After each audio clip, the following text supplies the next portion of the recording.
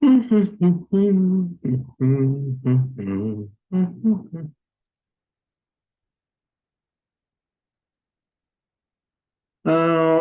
que ya están. Bueno, no, todavía no, nomás Liliana no está conectada todavía. Buenos días, Lili, ¿cómo estás? Buenos días, profesor. Bien, gracias a usted. Qué bueno, bien, bien, bien. Bueno, está Hugo, ya está Eli. Saludos. Vamos a ver si alguien más se conecta y si no, ya comenzamos.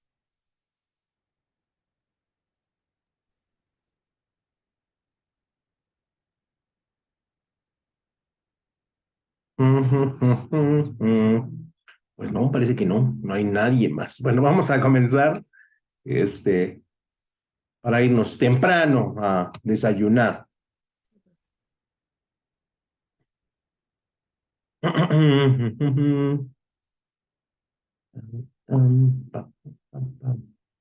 Comparto presentación y empieza nuestra presentación. ¿Vale? Órale.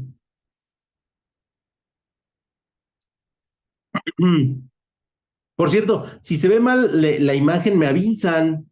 Que no sé qué le anda pasando a mi computadora. Yo creo que ya es demasiado viejita. Y muchas gracias por sus asistencias al grupo. Les agradezco. Y bueno, pues vamos a empezar. Hoy es nuestra segunda parte de la ley del impuesto al valor agregado y sus reglamentos, lo que nosotros conocemos bien como el IVA. Y cuando hablamos del IVA, bueno, tenemos que referirnos a que pues, prácticamente en todas las operaciones de compra y venta al menudeo, nosotros utilizamos dicho concepto, ¿no? Entonces, bueno, es importante que nosotros lo consideremos porque, bueno, pues en prácticamente todas las operaciones que realizamos lo utilizamos. Entonces, recuerden que esto es parte del tema número 3 y estamos haciendo un recorrido general. Este es el único tema que como es realmente muy extenso, lo tenemos que cortar en dos subtemas, ¿no? O en dos bloques, son dos sábados. Entonces, aquí está, Cristina. Muy bien.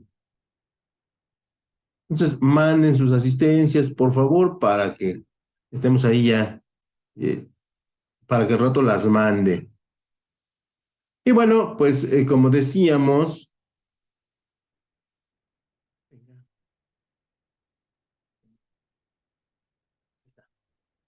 y recordemos que el IVA tiene una estructura y dicha estructura va a estar integrada de la siguiente manera.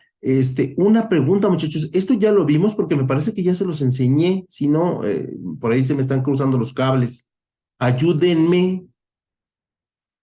Ahora sí que como dice el meme, ayúdenme. No, profe, eso apenas nos lo mandó esta semana. Pero esto no lo hemos visto. No, Ok, perfecto. Bueno, entonces, uy, es que por ahí tengo como mi cable cruzado. En fin, la ley del impuesto al valor agregado tiene 9 capítulos y bueno, pues los diferentes capítulos se encargan de establecer en qué momentos se cobra la ley del IVA.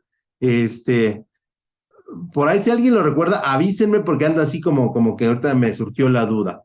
¿Sale? Y por lo tanto, la estructura, bueno, tiene que establecer varios elementos.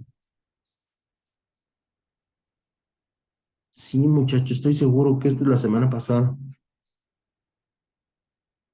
Ok. Y bueno, vamos a ver algunos de los capítulos en los que se establece el artículo número 8, que es el de la enajenación.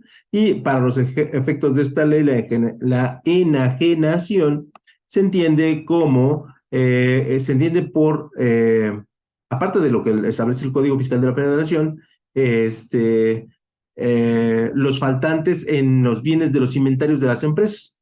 ¿Vale? Cuando hablamos de la enajenación es que nosotros tenemos 5 piezas en el almacén y en la factura tenemos 4 piezas. Entonces ahí hay una enajenación de una pieza que no corresponde contra lo que nos están reportando. Entonces aquí la parte importante o la parte que nosotros tenemos que rescatar del concepto de la enajenación es que todas las mercancías que se venden al mayoreo menudeo o de manera individual, generan un impuesto. Ustedes van al súper, no sé, al Walmart y compran una pieza, les cobran un IVA, pero si van a otras, por ejemplo, al Sam's, que tienen que comprar cantidades más extensas, de todos modos les cobran IVA. Entonces, a eso se refiere el concepto de la enajenación. No sé qué no se considera enajenación. Bueno, la transmisión de propiedades que se realicen por causa de muerte, ¿no? Cuando nos heredan o a un bien, pues no generan IVA, así como las donaciones, cuando las empresas donan al Teletón, no les genera IVA, salvo que éstas la realicen empresas para las cuales el donativo no sea deducible para los fines del impuesto sobre la renta. Normalmente es muy poca son muy pocas las opciones que tienen esta no validez, ¿no? Del impuesto. Por eso es que muchas de las empresas donan estas cantidades de dinero a organizaciones AC, ¿no? Asociaciones civiles, y de alguna otra manera esto les permite establecer una deducción del mismo, ¿no? Ahí no se cobra. Entonces, continuando con la enajenación, en el artículo, el párrafo reformado en el 1990 y 1991, cuando la transferencia de propiedades no llegue a efectuarse, se tendrá derecho a la devolución del impuesto al valor agregado correspondiente siempre que se reúnan los requisitos establecidos por el párrafo 7. ¿Qué quiere decir esto? Cuando a nosotros se nos transfiere una propiedad y no llegue a efectuarse realmente la compra-venta, entonces ahí sí se nos va a hacer el cobro de un impuesto por parte de la Secretaría, primero que nada del gobierno, del elemento catastral, ¿no? Y ese elemento nos va a decir, ¿sabes qué? No se hizo el intercambio, pues entonces nos tienes que pagar el monto correspondiente del IVA acreditable por la transferencia del dinero, ¿no? Cuando se hubiera retenido el impuesto en los términos de los artículos 1 al 3, en su párrafo tercero de esta ley, no se tendrá derecho a la devolución de impuestos. O estará, o en su defecto, la devolución de impuestos estará situada por el artículo 7, donde no se ejecuta la compra-venta del bien y de alguna otra manera no estamos terminando o no estamos concluyendo la adquisición de la compra, ¿no? Entonces, en ese sentido, lo que nosotros vamos a hacer es que ahí sí se nos va a hacer un cobro de impuestos. Luego viene el artículo 9, dice, no se pagarán impuestos en la enajenación en los siguientes bienes. En los sueldos no se cobra IVA, pero sí ISR, que eso ya lo había mencionado o lo mencioné en el video. Las construcciones adheridas al suelo, esto es las casas, destinadas o utilizadas para la casa habitación. Sus casas donde ustedes rentan no generan impuesto al valor IVA, ¿no? Obviamente. Y pero, por ejemplo, los hoteles no quedan comprendidos en esta fracción. O sea, sí son casas, habitaciones, pero ellos sí pagan IVA. Por eso es que cuando ustedes van a un hotel de vacaciones, sí se les aplica la tasa del 16% por día, ¿no? También están exentos del pago del IVA los libros, periódicos y revistas, así como el derecho para usar o explotar una obra que realice su autor. También están exentos del IVA los bienes muebles usados en la enajenación por y para la empresa. ¿Sale? O sea, cuando nosotros estamos utilizando un lugar para guardar nuestras mercancías, ellos están exentos de IVA, pero no así los faltantes, sobrantes o excedentes de mercancías que nosotros no tengamos registrados. Esto es importante para las empresas porque nuestra bodega no genera IVA, pero nuestras inconsistencias entre las facturas y las mercancías físicas sí lo generan. Posiblemente a la Secretaría de Hacienda no les caiga en el primer año donde hubo un faltante, ni el segundo año, ni el tercer año, ¿no? Y posiblemente si el cuarto año no tuvieron, no les va a caer. Pero si esto continúa durante largos periodos de tiempo, seguramente Hacienda se va a dar cuenta, ¿sale? Y en algún punto les va a caer la voladora y pues van a recibir una super multa, ¿no? Porque ese es el problema con la Secretaría de Hacienda. Como somos, no sé, 80 millones de personas que estamos en situaciones fiscales de diferente tipo, tarda en llegar, pero al final de cuentas llega. ¿No? Y cuando llega tú dices, desgraciados, ¿no? Pero así son, así sucede, ¿no? No tengo por qué, decirles, no, nunca va a llegar, igual y sí nunca pasa nada, pero igual y sí pasa, y entonces debemos estar siempre con la idea de que estábamos conscientes de que esto iba a suceder, ¿no? Entonces, porque luego la gente dice, nunca pasa nada, sí puede ser que haya personas que nunca les pasa nada, ¿no? Y también habrá personas a las que en su primera enajenación, en su primera diferencia, les llega Hacienda y le dicen, toma tu multota, ¿no? Porque así funciona nuestro gobierno, ¿no? O sea, no tenemos por qué inventar nada, ¿no? En el artículo 9 también no se pagarán impuestos de la enajenación los siguientes elementos: la moneda nacional y las monedas extranjeras. Yo quiero cambiar un dólar, yo quiero cambiar mis pesos por dólares, no te pueden cobrar un impuesto, ¿no? O sea, simplemente se hace la transferencia por el valor de la moneda que quieres comprar, así como las piezas de oro o las de plata. Ustedes pueden ir al Banco de México, esa es una de las mejores estrategias de inversión a largo plazo. Ustedes pueden ir al Banco de México y comprar sus piezas de oro, ¿no? Y más comúnmente las conocidas como onzas Troy. Estas onzas Troy tienen un valor entre los 11,000 y 12,000 pesos. Se las van a dar en un recipiente, en un modelito así, está el cuadrito y en medio viene la moneda. Y esta moneda puede ser de plata, 11,700, y puede ser de oro, 17,800. Y ustedes las guardan, las pueden guardar, se las pueden heredar a sus hijos. Y obviamente cuando sus hijos quieran van al Banco de México y las cambian, no les van a pagar los 11,300, les van a pagar, no sé, después de 20 años, a lo mejor 50,000, 70,000, 80,900 pesos, ¿no? Por una onza, les repito, son unos cuadritos así y en medio viene la moneda. Y es una forma excelente de que ustedes puedan tener efectivo a largo plazo, ¿no? A veces hay monedas de onzas Troy más pequeñitas, de 7,500, 5,500, pero repito, si ustedes las guardan durante 15 o 20 años, al final les van a dar mucha lana.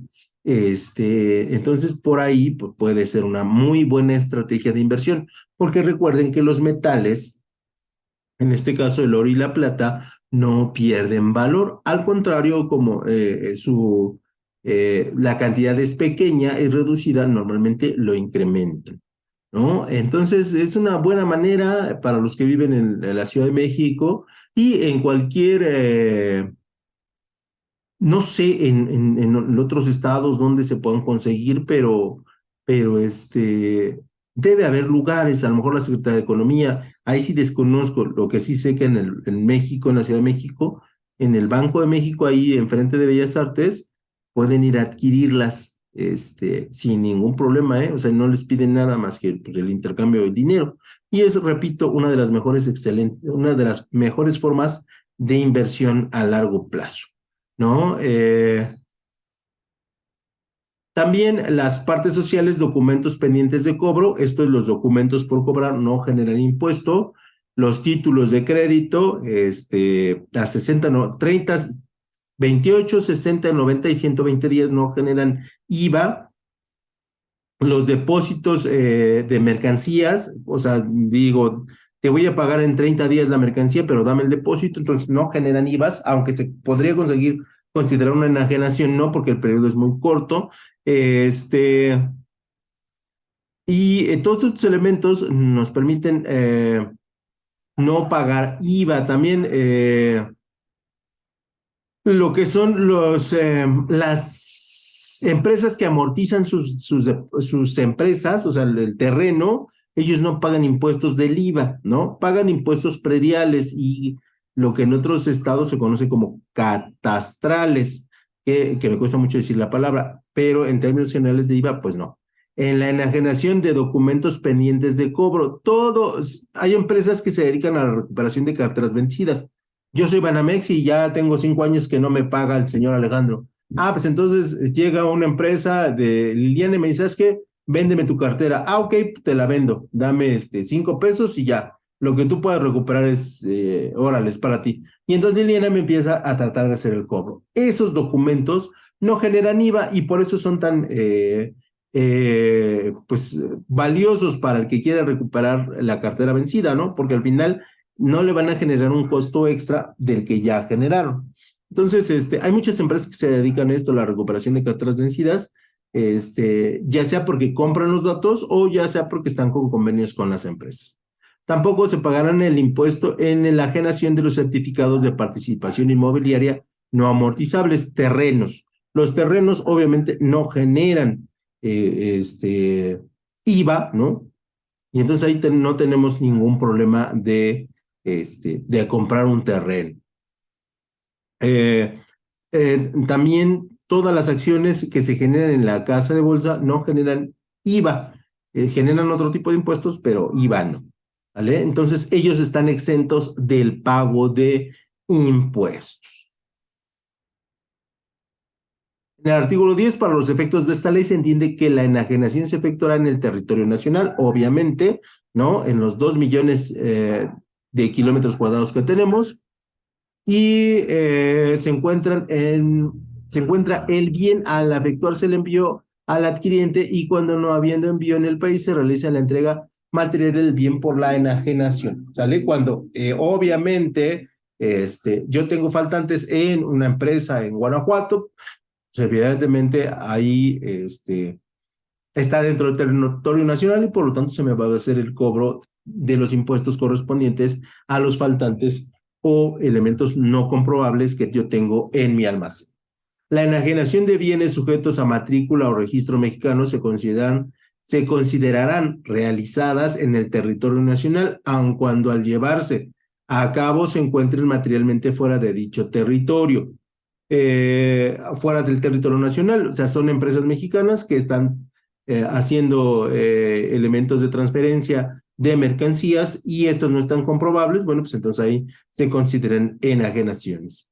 Para un párrafo reformado en 1990, tratándose de bienes intangibles, que recuerden que un bien intangible es un bien tecnológico, se considera que la enajenación se realizará en el territorio nacional cuando el adquiriente y el enajenante residan en el mismo. Esta parte es difícil y está reformada, pero está poco clara, porque si yo compro una aplicación que viene de España, no le puedo hacer la enajenación del bien porque no lo puedo determinar con claridad, porque es un bien tecnológico.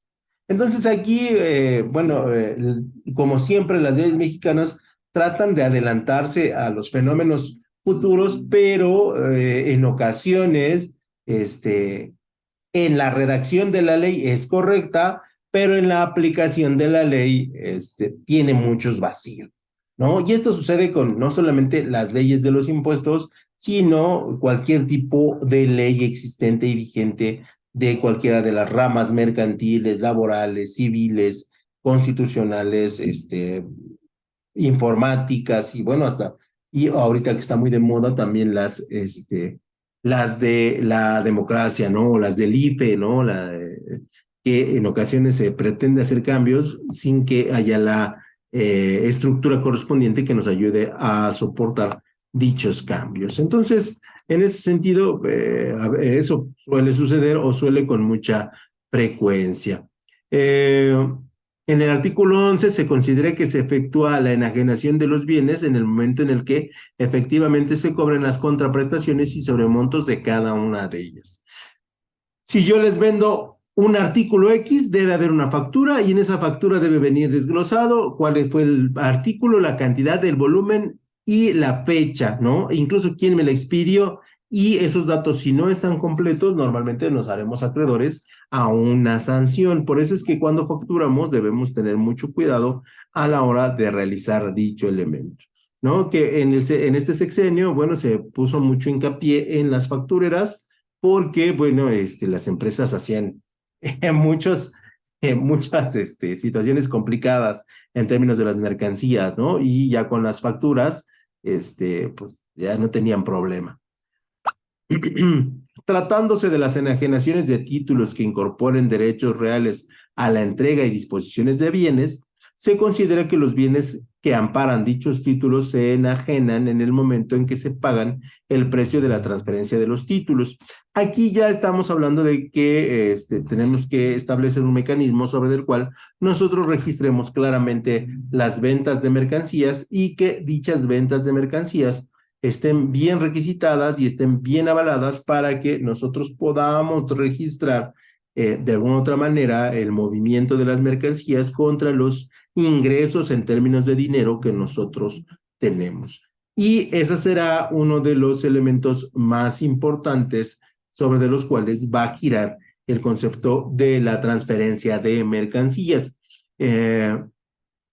Y esto con la finalidad de poder hacer los respectivos pagos de impuestos por conceptos de el 16% de IVA correspondiente a la venta de mercancías. Y entonces aquí,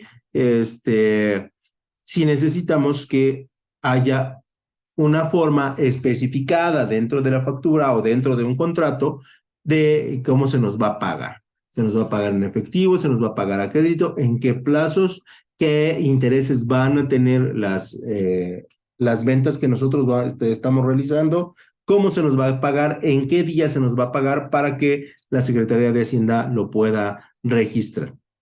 En el caso de no haber transferencias, cuando se entreguen materialmente los bienes, que estos últimos amparen a una persona distinta a quien constituyó dicho título. ¿Qué quiere decir esto? Que haya efectivamente una labor en la que Liliana, dueña de la empresa X, le venda a el señor Alejandro 4 unidades de la marca T con un precio de 5 pesos cada una y que se entregaron en un domicilio tal, ¿no? Y entonces ahí yo como gobierno estoy determinando que la persona, en este caso el señor Alejandro, existe y que no se están haciendo malos manejos con los productos que maneja Liliana y que se realizó una transacción legalmente, ¿no?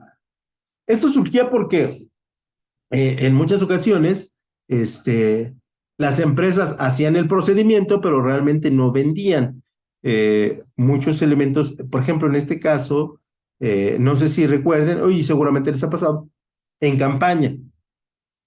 ¿Qué les regalan la camiseta? ¿Qué les regalan el cilindro? ¿Qué les regalan una calcomanía, una gorra? O, por ejemplo, el Partido Verde que regalaba sus mochilas, ¿no? Que fueron muy apreciadas por mucha gente. Y entonces, tú cuando ibas con la empresa que las había fabricado, decía, es que se las entregué a Elizabeth, y Elizabeth decía, pero no, a mí no me las entregaste porque no tengo una factura y yo no las compré.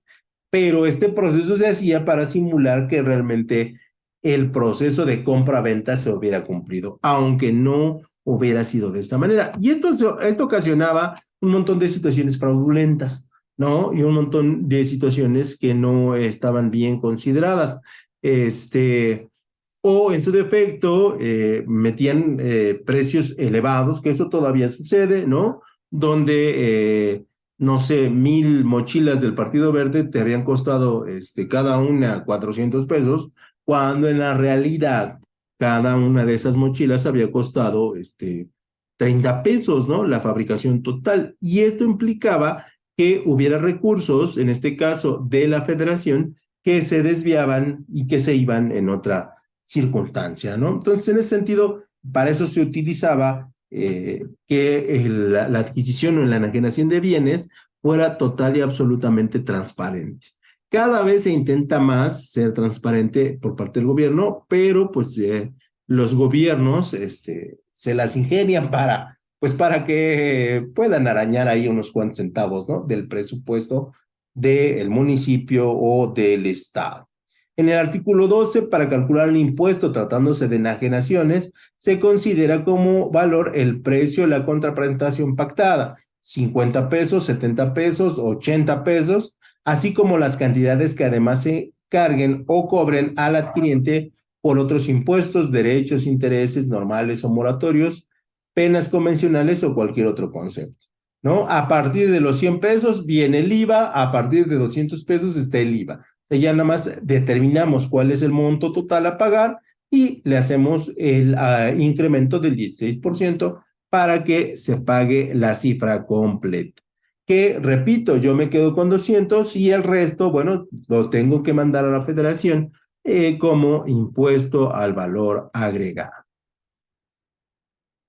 En el artículo 14, para los efectos de esta ley, se considera la prestación de servicios independientes, la prestación de obligaciones de hacer que realiza una persona a favor de otro, cualquiera que sea el acto que le dé origen, el nombre o clasificación que a dicho acto le den otras leyes, ¿no? El transporte de personas o bienes, que es uno de los más importantes, ¿no?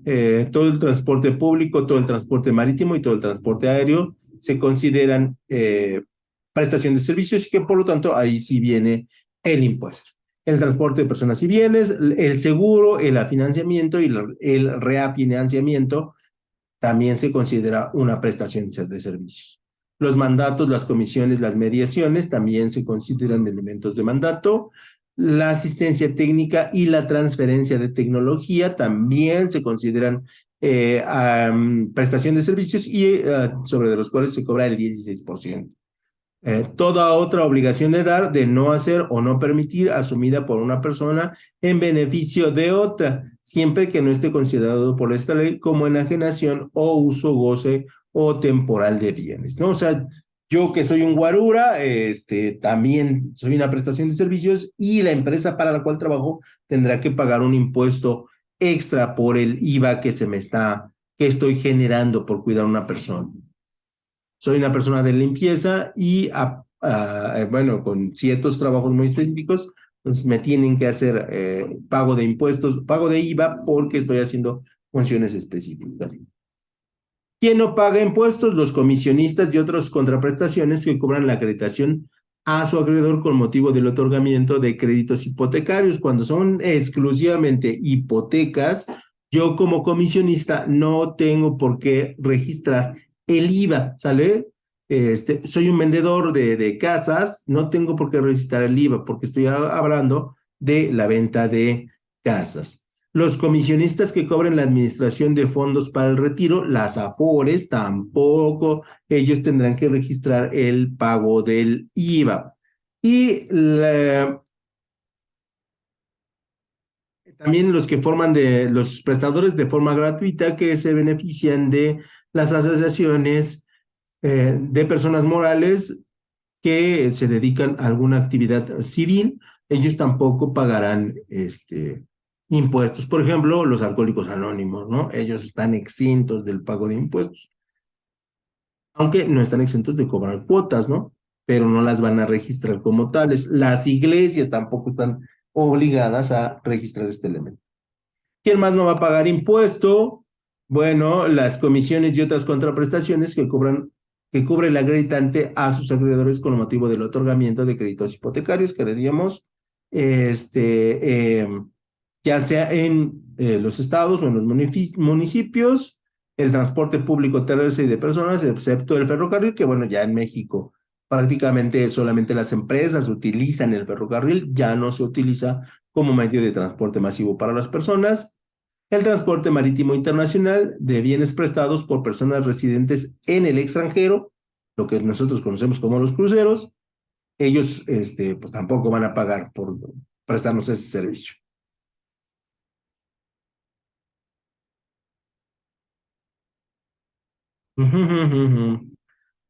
Artículo 16. Para los efectos de esta ley se entiende que se presta el servicio en territorio nacional cuando el mismo se lleva a cabo total o parcialmente por residente de un país, ¿no? O sea, si yo soy mexicano y estoy haciendo un trabajo en México, pues se considera que estoy dentro del territorio nacional, aunque utilice las 20 millas en la franja fronteriza, ¿no? Todavía estoy dentro del territorio nacional. En los casos de transporte internacional, se considera que el servicio se presta en territorio nacional, independientemente de la residencia del porteador, o sea, de la empresa a la cual yo le estoy contratando un servicio.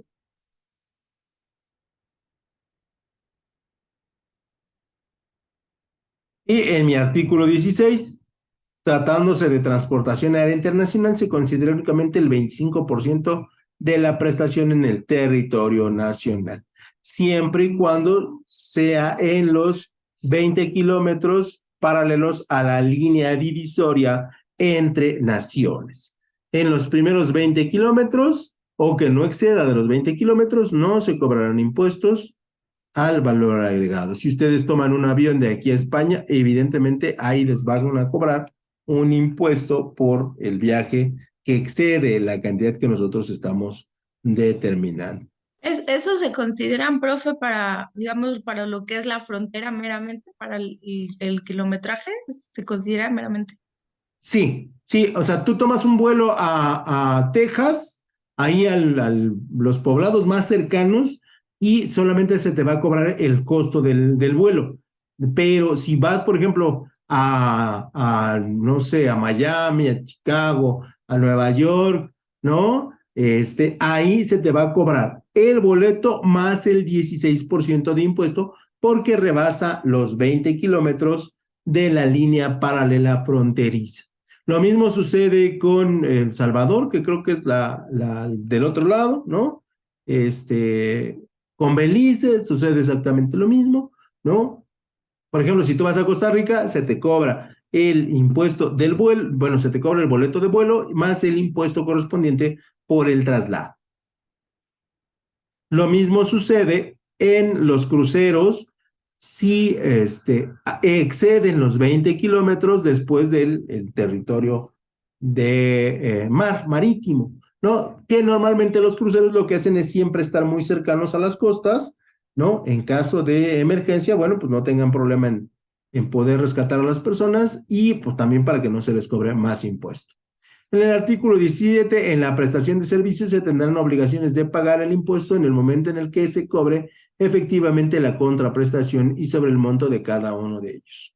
¿Vale? Pues en el caso del vuelo, una vez que lo tomas, una vez que pagas el boleto, tienes que pagar el impuesto sobre la red, ¿no? Si no, bueno, siempre y cuando excedas los 20 kilómetros.